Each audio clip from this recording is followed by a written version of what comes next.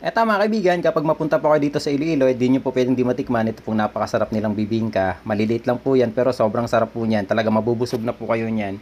Bali mga lods mga kaibigan, 10 piso lang po ang isa niyan. Dito po mga lods, matatagpuan po yan sa may tapat po ng Molo Church, sa may Molo Plaza. Dito po yan sa Iloilo.